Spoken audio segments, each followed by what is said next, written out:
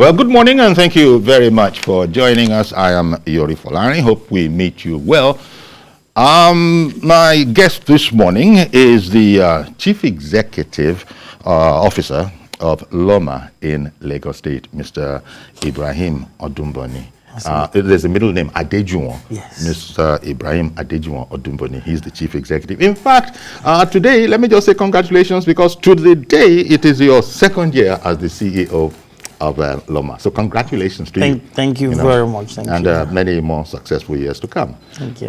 Well, in the past 2 years, first of all, you came in from diaspora. Let me just start from there before we get to the business of LAWMA itself. You came in from the diaspora, from the UK. You were headhunted. My thinking is that, seeing as this assignment, waste management, treatment, disposal, handling, it's pretty big in the West. You no doubt would have had some ideas that you would have been thinking that this is an opportunity to begin to see how we can adapt some of those ideas, if not replicate them exactly, in the event. Was it like that, or did you find many more challenges than you had envisaged? No, I think first and foremost, I will want to say sincere appreciation and thank you to a couple of people that made that happen. So, for example, I would say I was an investment banker by trade, so I've been in banking all my years throughout my adulthood and business life. And my appreciation most sincerely goes to Asiwaju Bola Ahmed Tinubu, being a very visionary leader, for identifying the talent and also believing in me as a person, because for him to pick an investment banker that he knows from nowhere, spot the talent, believe in it, nurture it, and then handing it over to someone like our governor, Mr. Babajide Sanwo-Olu, to give me the opportunity to serve in a place that I've never been the first time, giving me the leverage to settle in as a diaspora returnee. And then having someone like Mr. Tunji Bello, who is a seasoned environmentalist, also nurturing, growing the talent, doing all the motivation side, all the mentoring side of it. So this is a combination of Asiwaju dynasty coming together in one person. So if you're looking at what it will bring to us as a nation, it's not only that Asiwaju, emeritus governor, the big person that you see there. He actually has a lot of talents all around the world, be it in diaspora, in Nigeria, wherever you are. For me, I see him as a nationalist. He's the only person I see as a Nigerian that can actually unify everyone. He knows whose talent is. So for you to put a banker in waste management and doing what I'm doing now, even I ask myself, how did you know I could do it? But in reality, that's what he does best. So we probably need, for the youths out there, for a lot of people like me out there that dare to dream, you need someone like that in the helms of affairs in Nigeria to make things happen. To dream. Yes. And that's one thing. He's the hope for the hopeless. Okay, well, nice. And as I said, congratulations. So I really appreciate him, and I appreciate everyone that gave me support over the years, my management team, my entire LAWMA staff, from the sweepers, all the heroes out there. So it's a 2-year student of Lagos State. It taught me everything. Now, when you arrived, as you know, Lagos is it's not the biggest state in terms of land mass. However, when it comes to population, we in Lagos State, we are not small at all. When you have so many people in an area, everybody wants to be in Lagos. It does have its consequences. So I guess what I'm leading up to is the question of how big is the job of waste disposal, treatment processing in Lagos? And when you came to find out the extent of it, were you surprised or were you prepared? I think for me is I'm more of a strong believer that nothing you can achieve anything if you dare to dream. Okay. And you have an infinite energy. So we're talking about Lagos. We have over 25 million plus and people coming in on a daily basis. That's right. The ton of waste that we generate daily is enormous. So you have about over 13,000 metric tons. So an average person generates about 0.69 kg on a daily basis. So every single day, 0.69 kg minimum is generated. That's a little more than, well, yeah, a little more than half a kilo. A kilo. So by the time you now look at that, and how many people are coming to Lagos on a daily basis, and what you do today is different from what you do, is different from tomorrow. The tax itself is massive, but the good thing about it is the structure that's been built around waste management over the years by the previous administration, previous government, from Asiwaju Bola Ahmed Tinubu, government previous administration, and then government Sanwo-Olu, and the knowledge of the kind of people and the caliber of people that we have around the PSP structure that's never been replicated anywhere across Nigeria. You know, PSP structure that you just spoke about, that's private sector participation exactly. Structure. That's an innovation that was brought into it. Was brought in during the Asiwaju Bola Ahmed Tinubu regime, and it's really what is holding a lot of things. So if you look at it from inception, we have private investors that have brought in their own contribution to be able to create a business. This is a sector that have over 40,000 people benefiting from it on a daily basis, and at the same time catering for all the populace of Lagos. There's a massive investment into it. If you also take an example, throughout the pandemic period or the economic downturn period, this sector continues to grow. We grew from 320 PSP from my 2 years in office to 475 PSPs, despite anything. And each of these PSP needs to have a minimum of about 2 compactors to operate, which an average compactor is about 16 to 20 million. So people are still injecting their capital into this sector because the sector is thriving. As Lagos continues to grow and people continue to strive, and the Lagos capital economy continues to be huge on its own, the opportunity is massive. Okay. Now, how does LAWMA go about actually processing the waste? Because 0.69 kg per person in Lagos, multiply that for statistical purposes by 25 million, you know, just for statistical purposes, because there will be all sorts of babies in there and all of those. Where does it all end up? I mean, this is Lagos, this is Nigeria. We don't separate our waste, to the best of my knowledge. We don't have all this. Okay, tell me about it. Tell me where it's all ending up, because sometimes there are areas, some kind of places, there's a stink in the area. So I know that there are some incinerators. Maybe this is a fine opportunity to sort of enlighten Lagos and indeed Nigeria as to where all that waste ends up, how it is processed, and the challenges. As I said, there are stink areas, unfortunately, in some areas. So for Lagosians, a lot of things have changed over the years, most especially over the last 2 years. So when it comes to waste management, which is not just what you see as a naked waste, is what you see at the end. So from the point of generation of your waste, we've started to encourage people to separate their waste from source. So from your kitchen, from your bedroom, from your offices, separate your waste, plastic in one place, general waste in one place. And then when they get to the dump site, when they get to where they are about to be collected, the recyclables are taken away to be used to produce other things like the cushion in the chair we're sitting on, the plastic, cups, different things that we use. And also the general waste is taken for further processing. At this point in time, I will tell you that majority of our waste, 40% of them are organic waste. So those organic waste, some of them we take to our Odumboni plant with fertilizer, to make fertilizer. Mix it with our bacterial waste, mix it with some of the mature waste that we have, we make fertilizer from it. Whatever is left over is what ends up in our 5 dump sites across the states. Okay. And on those 5 dump sites, what we're trying to do futuristically is to get various interested proponents to turn them into waste to energy facility, where we can use our waste to solve one of our major problems in Nigeria as a whole. If we can generate about 20 to 40 megawatts of power from there, it will solve a lot of the problems that we have in terms of power across the states. So that's one of the things that we are working towards.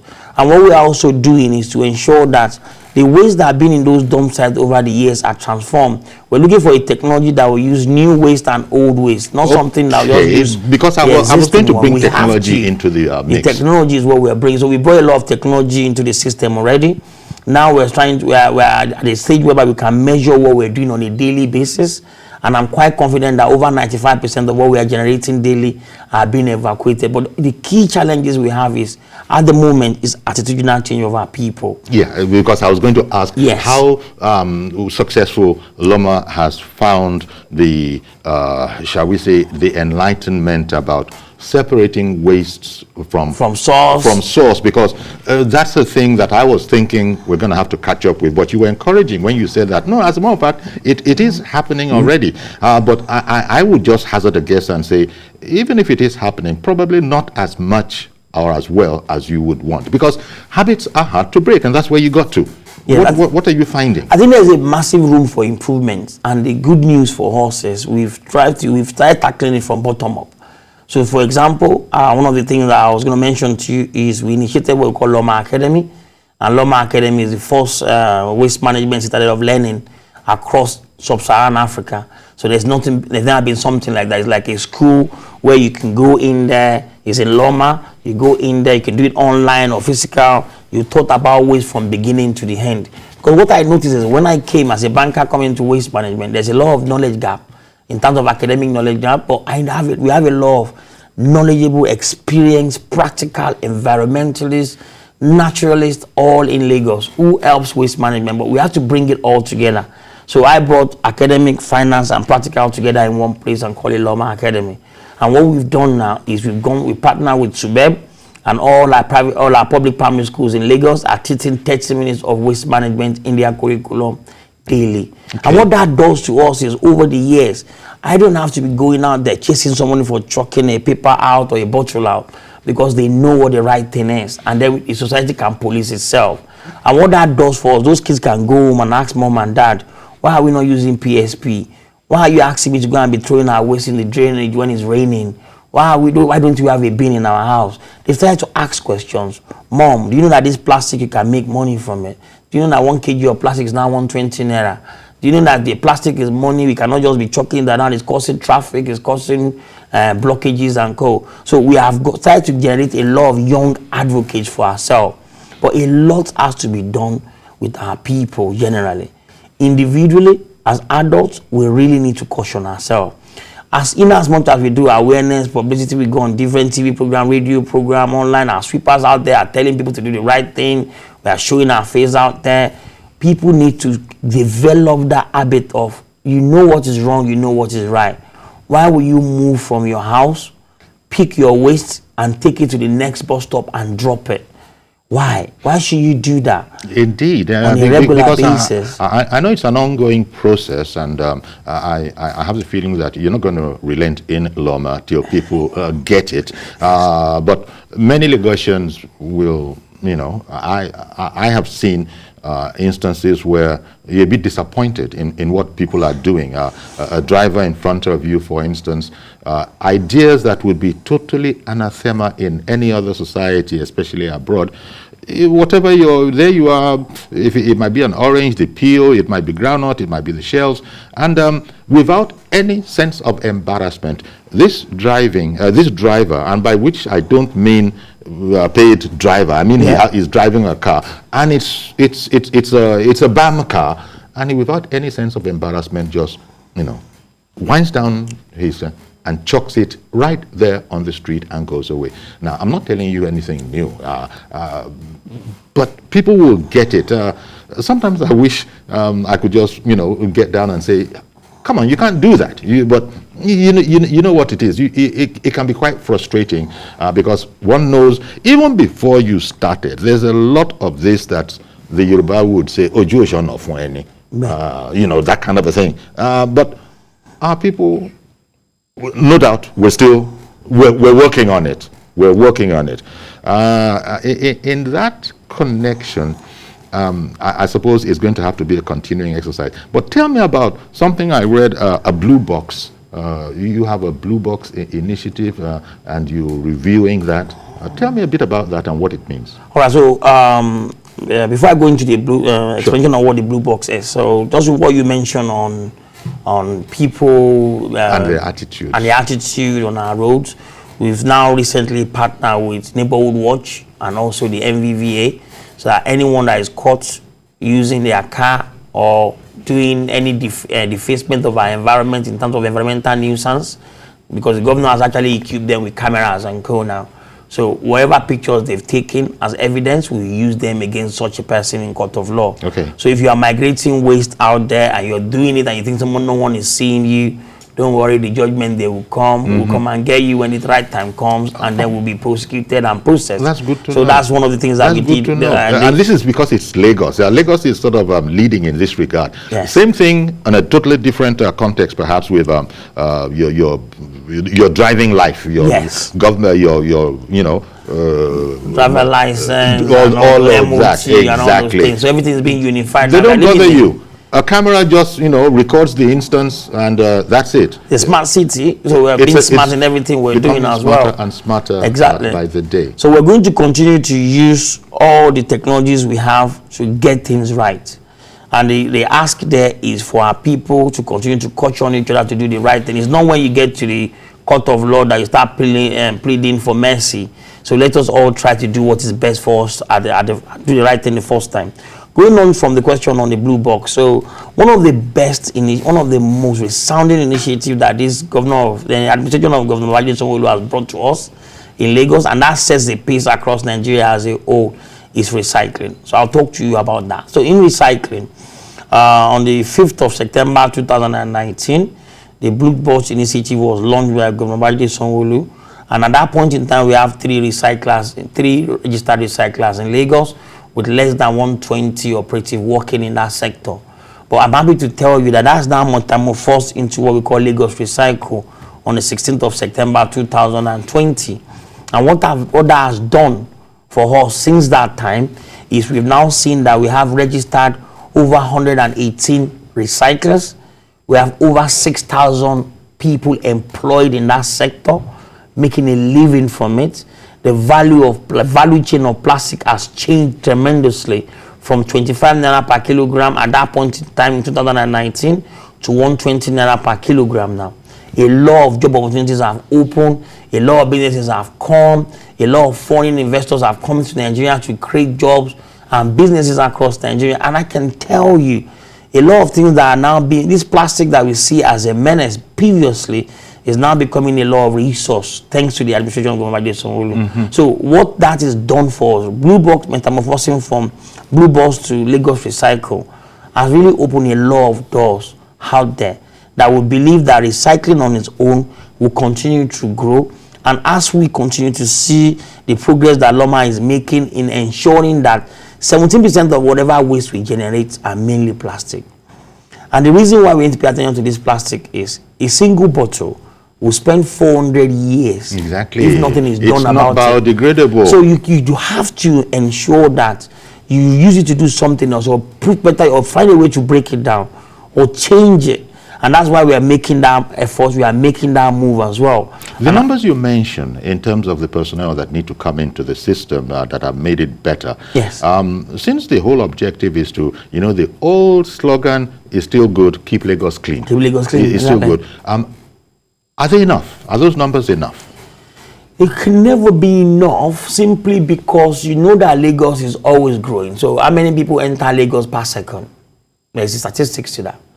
The more the people that enters, the more the demand, like the human resource, you need to mitigate that. But because we are now working smartly, because we are now working with a lot of technologies with us, it's more about professionalism now. Waste management in general is about professionalism. What our recyclers used to do with their hand now they are using a lot of technology. We have the baler technology. Even all the ladies, all the women in the markets that are picking plastic for them, they now have their own USSD code. We have Packham app. We brought technology for the picking of waste, of plastic waste or recyclables now. So wherever you're living, you download the Packham app, you click on collect, just like Uber.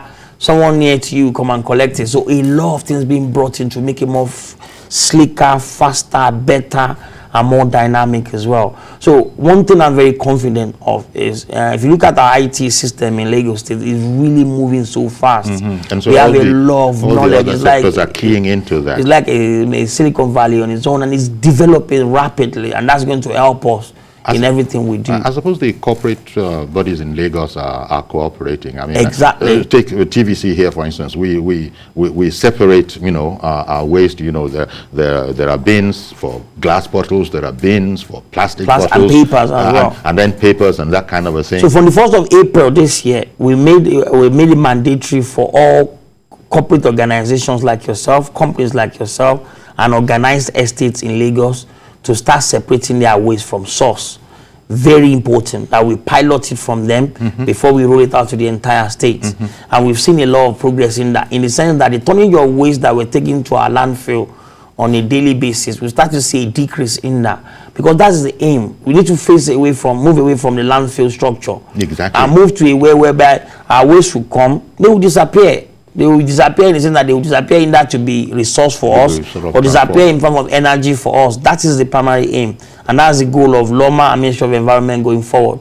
And that's what we're going to stick with. What's your experience with, it's not just Lagosians, I suppose everybody. Everybody wants free. Yeah. And things that you have been describing can't be free. And when you find people, not, quote unquote, not behaving, it's probably in an effort to dodge paying a fee. The corporate bodies won't be a problem, but what you find out with the regular, ordinary folk who are from the base of the pyramid, that's the biggest chunk of people here. What are your findings in that regard, and are they cottoning on that? Sorry, this is an important part of life. There has to be something. I think another part of our challenge, apart from the attitudinal change, is people's willingness to pay. The reality there is waste management before 2015, before the aftermath of the Visionscape agenda, everybody was conforming. They were paying their bills timely, even before their DSTV. People are doing what they need to do. Those are your competitors right there in terms of the scarce naira. Cable network or anything. They want to do that before waste. So they will do that. But then they were paying waste before that. Okay. Then that came a policy somersault, where everybody was told, don't worry, don't bother paying, bring it out, and automatically they are continued. But this administration has come back. We put things back to normal. The governor has announced over time, pay your waste bill. On the 5th of August last year, he reiterated it again when they gave us 102 waste garbage trucks that were locally fabricated and double dyno bins. He reiterated it as well. How does that work? Because you were just saying that investors came in, the PSP, and had to be ready to invest. Yes. And the major part of that investment, I imagine, would have been those specialist vehicles. But now you're talking about you yourself, 100 and something of those trucks? Yeah, so what happened one of the key things that this administration have done, and I want to really appreciate Mr. Bajidesonolu for that, is, sometimes you can have someone that is full of ideas, and then whoever is leading or mentoring that person might actually not let that idea flourish. But I believe this is one of the things that I really appreciate about being a diaspora returnee, coming with your ideas and letting it flourish and let people see the benefits of all the education and belief that they have in you.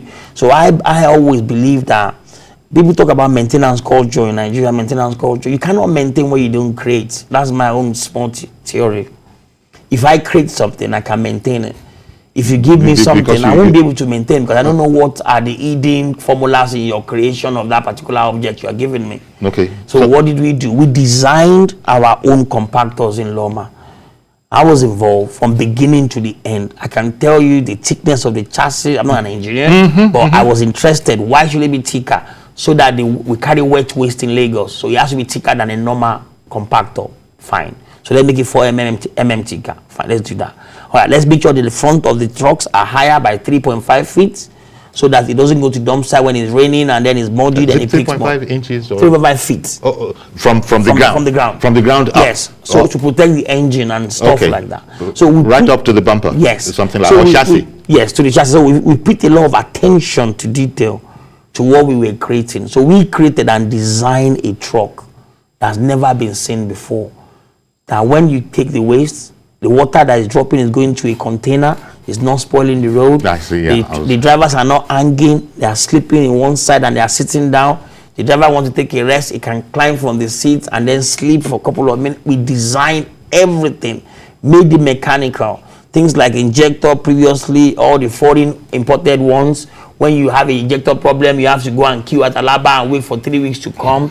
Now we have an injector that is fabricated locally, that we can actually sort it out ourselves. So we then put that together and then engage an assembling company, which is Mr. Sinotruck. They brought the mechanical side. We brought the metal side and fabricated it, put it together, and then we have 102 compactors. And I can tell you, between August last year and now, we haven't had any breakdown in all these vehicles, because if there's any problem, our drivers, our operators, they know how to fix it because they created it themselves. So all these are sort of new ways and means, perhaps, because there was a time going back in the day to Asiwaju's time when it was a serious challenge, the problem of waste disposal in Lagos. You weren't here then, but there used to be taller piles of waste on the streets, much taller than even a human being, and that was one heck of a challenge. But of course, they got on top of it and have grown ever since that time to where we are now. In fact, now you're sort of, systemizing it. All sorts of things are going on. It's like you can make a profession out of it in there, because I see that there are all sorts of sweepers, there are different uniforms, it's a lot more organized, so that's like the corporate, if you want, model that LAWMA is wearing in Lagos. Now I want to ask you, is it all, of course it's worth it, but has it begun to show yet in the cleaner streets that you desire, that we all desire in Lagos? Has it begun to show yet? Right. So for me, I think our aim now is a consistently cleaner Lagos. When I say consistently, we want you to be able to wake up in the morning, in the afternoon, if you're a tourist coming to Lagos for the first time, or you've been in Lagos before, years before, and you are returning, we want you to give us a very good pass mark right from the time you land in Lagos, not only in the cleanliness of it physically, but also in the atmosphere as well, the smell and places where you go to. That's the environmental part. And that's the environmental side of it. And that's why we are partnering with other agencies on the Ministry of Environment, like LASEPA, LASPAC, to ensure greenery, and being led by Ministry of Environment to have one good agenda of a cleaner, safer, and a consistently cleaner environment. So for us, we continue to see a growth and development and cleanness of our major roads out there. We have 40 major routes that we know across the state. Our priority number one is to ensure that 24 hours, those major routes are tidy and clean. And also when it comes to our inner street as well, our PSPs are turning up in your streets at least minimum once a week. I know we have areas where we have challenges, where people will call and say we haven't seen PSP for 2 weeks, 3 weeks, and call. And that's why we've developed a very good feedback system. We have our own call center now that picks up calls on areas where people have not seen and people have not been seeing that we actually need to intervene in, and we ensure that we go there from time to time to actually address all the issues that people do have all across our daily evacuation and activities. But like I said, our PSPs are private businesses. When they come to residential areas and places of business, we would like to encourage people to pay them timely, pay your waste bill timely, and stop patronizing cat pushes. Over the last 1 month, we've seized over 400 cats that will be destroyed at the end, beginning of next week. All these locally fabricated cats, because cats, they don't really know where to drop. Well, no, they dump it anywhere. Exactly, anyhow. They come to house 1, pick up in house 1, go to junction at house 16. Nobody's watching. Drop it there, off they go. But why are you doing that? Or sometimes sneak out in the dead of the night. Dead of the night, just dump it where they want to dump it. And move away. And the reality is, the cat pitcher that comes to work in here doesn't even live there. So he's coming to destroy where you are. So and they even charge more than PSP in most cases. Some of them charge as minimum as 400, 500 to pick up. And if you do 5 pickup a month, that's how much? That's 2,000. And your PSP is asking to pay 1,250 or 1,000 naira, and then you're finding it difficult to pay that. So our people need to start doing the right thing the first time. Okay. Let's rid of all these cat pushers. There are other ways we can integrate them in. They can go into our recycling sector and work in there. That sector needs more people. So people out there should say, if you remove them, what would they do? No. There's job for everybody. Do the right thing. Or do the right thing. Do the right thing. Don't just condone an anarchy environment. Do the right thing. And if they don't have a decision about PSP are not coming timely, report them to us. We address it. The business continues to grow. We now have over 1,150 compactors in Lagos. When Mama Sanwo-Olu came into administration, there were over 620 compactors. So if we've now grown to 1,000, almost 1,200, what does that tell you? That shows that that business is growing. That shows that we have more trucks in there. The number of trips we have in our dump sites have increased to now 800 on the average from 350 since the this start of this administration. So Lagos is cleaner. Lagos is better. Lagos is way cleaner and better. The population continues to increase. We know it's an ongoing, recurring challenge, but at the same time, we are reacting to it, and we are doing everything we need to do to ensure that we're providing the resource, the people needed, the manpower needed, the funding needed, the support we needed, and the enlightenment needed to ensure that a consistently cleaner environment is done. One other thing I must talk about is the impact that LAWMA played in COVID-19. A lot of people out there need to know that. Okay, tell me about that. So, if you look at it, one of the innovations that this administration has brought is traditionally, when it comes to medical waste generated in hospitals and co, it becomes it's previously treated traditionally, where you go, you burn, you treat. Then shortly when COVID started, we developed, we found out that there are some young people out there through LAWMA Academy that actually can build a locally fabricated incinerator. Something that will cost maybe up to 150 million naira to buy from Europe or from China. And these guys came together and assembled and designed it. Just like the old oven bread technology that we, in those days, that cost less than 15 million to construct. And they construct this very beautiful machine that will actually incinerate all the medical waste by 2,000 degrees to nothing. Because this is exactly where I wanted to sort of end. I wanted to ask you how you deal with special waste, by which I meant, toxic waste, medical waste especially. Yes, especially medical waste. That can be very, very dangerous. And so I imagine that you have a totally different lane for that. Entirely. So we Tell us a bit about that. We now use this medical waste incinerator developed by the by youths in the society in Lagos as well, to incinerate all our medical waste and put them through 2,000 degrees burning. When it comes out of it, it's nothing. So the entire waste is done religiously. You pick up from all the health facilities, all the hospitals. We take it to our incinerator plant. So we have about 4 now. So we have in each of the senatorial districts.